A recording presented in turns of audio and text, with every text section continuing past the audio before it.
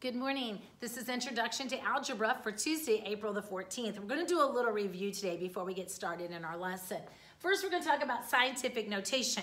Remember, scientific notations, the numbers have to be written between 1 and 10.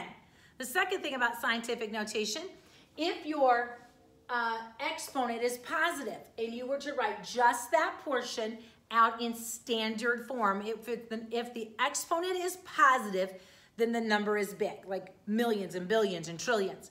If it is a negative exponent, then it's going to be a very small number, like millionths and trillionths, okay, less than 1, okay? How do we multiply powers of 10?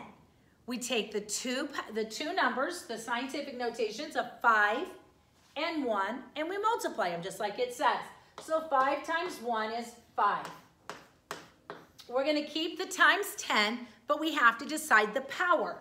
If we have a negative 15 and a positive 8, all we're doing is adding those. So negative 15 plus a positive 8 is a negative 7.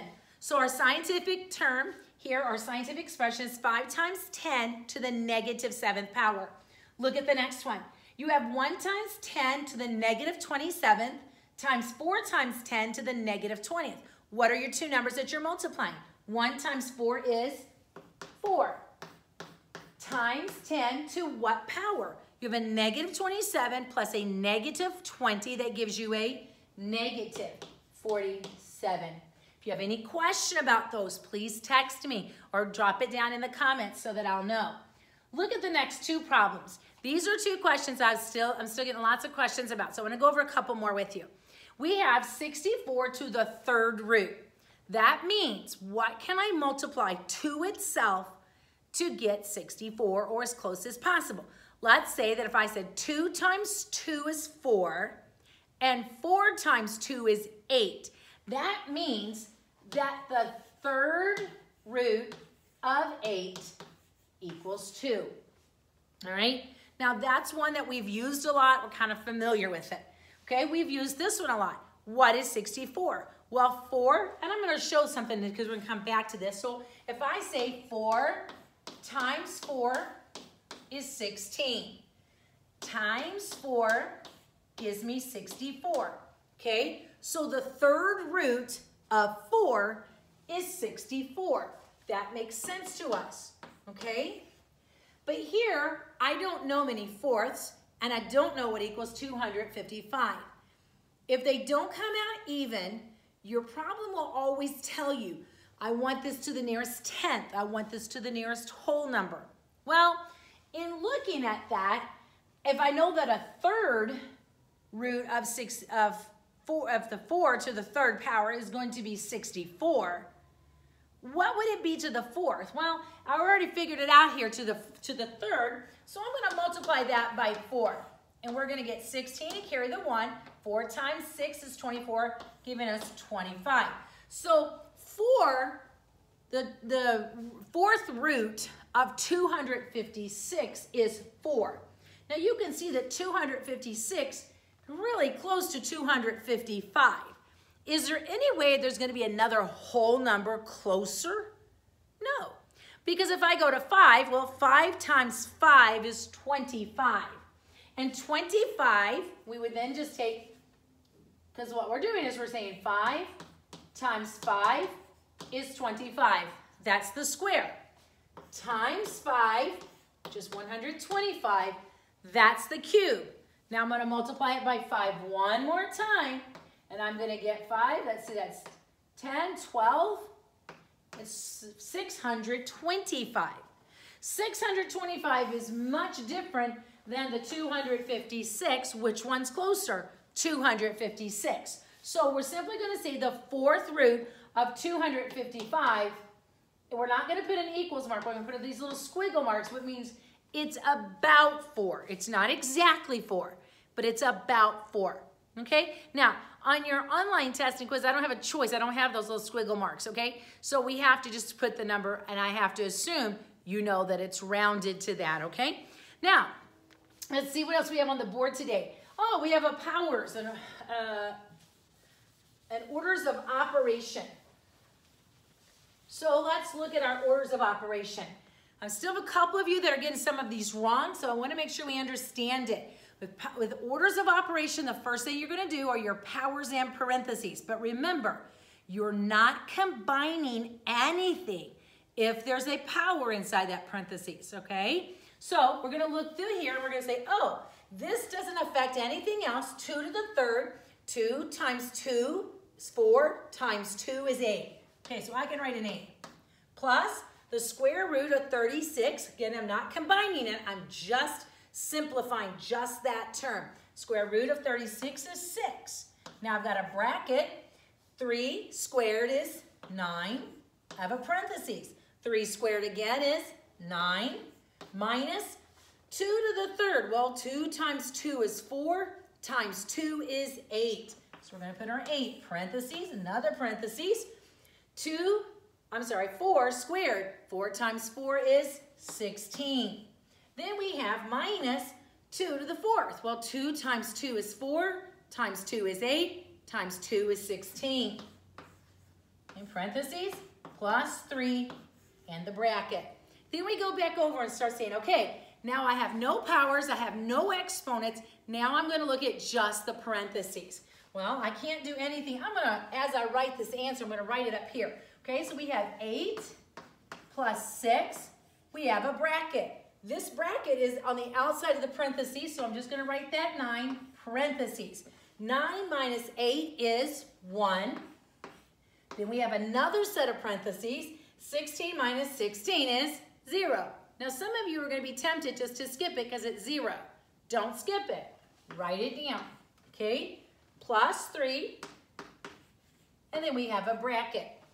Okay, now we go back and we start again. I cannot do anything with the 8 or the 6. Why? Because I still have brackets. I have to work inside parentheses first. Okay? So now I have all of these numbers here. They all mean to multiply. This means to add. But they're all inside the same bracket. What do I do first? You multiply and divide first. So 9 times 1 is 9, times 0 is 0, plus 3. I want to stop right here. This is why writing the 0, when we said 16 minus 16 is 0, why it was important we wrote it down. Okay? If we had not written it down, because the answer is supposed to be 0 plus 3, if we had not, we would have 9 plus 3. That means we would have just skipped over this and the answer would have been wrong, okay? Now, we keep going. We say 8 plus 6. And Ms. Turner, why don't you just combine those? Because I can't, because I have a bracket. 0 plus 3 is 3. And again, here's why I didn't. If I had combined this up here, I would have 14 times 3. That's not the question. The question is what 6 times 3 is 18. And 18 plus 8 is 26. You have to do them in order, okay? So you do your exponents and powers, then you go back and combine your innermost parentheses.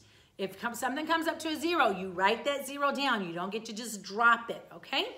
All right, a couple of things that other people have asked me about, okay? A couple of you said, I'm still having trouble combining these, okay? Now notice I'm not multiplying. I'm not adding these terms.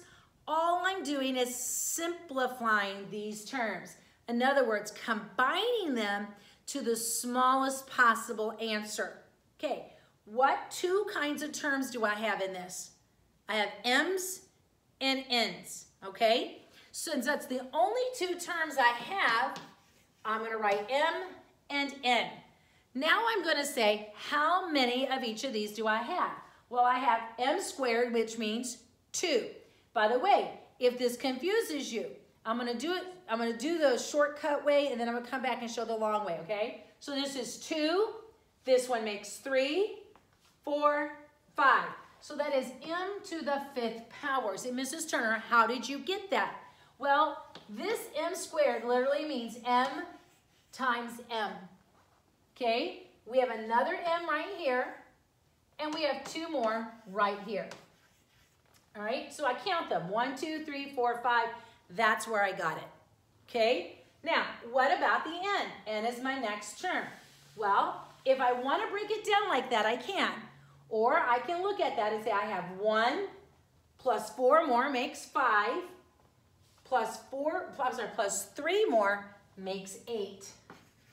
So my answer is m to the 5th n to the 8th. Now, that is not the same as this kind of problem. In this problem, all I'm doing is simplifying. There's nothing to multiply, nothing to add, nothing to subtract, nothing to divide. I'm simply combining it down to the smallest term possible. Okay? Now, here I'm going to multiply. This says 2bc times a plus b plus c. Now, here I'm being asked to multiply. How do I do that? Take your term 2bc and multiply it only by the a. Okay, is there another a in your original term? There is not. So you're going to write 2abc. Okay, because I can't, 2bc means to multiply, means 2 times b times c. Can I multiply that? Can I add this a to anything? I cannot. So I just have to times the a. Okay, now I'm going to put them in alphabetical order to make it look pretty. Okay, then I'm going to say 2bc plus, and I'm multiplying that by a positive b. Wait a minute. I can't multiply the 2, but I have a b here and a b there. So what do I write down? B squared, because that means b times b. Now I have a c, but there's nothing there. So I'm going to write the c. Notice that here's a plus sign. This term, first I multiply just the a to this. Then I multiply just the b times the number on the outside. Now I do just the c. So I have 2bc times c. So what do I get? Plus 2bc squared. Okay, let's try it again. What if you have ab times each of these? Well, you're going to say ab times a. So how many a's do you have? 2. So you have a squared times nb. Now take your a and you're going to say plus. You have an a and a b. So ab times b gives me b squared. Now I have ab times ab. So I have a squared, b squared. Okay? I hope that helps you. We'll do a few more to keep you practice. Now, we're going to go over 2 things that I've had several people ask me about. Again, we're going to look at volume, and we're also going to look at surface area. I'm going to pause this, grab a piece of paper, and I want you to turn to, don't turn. Just grab a piece of paper.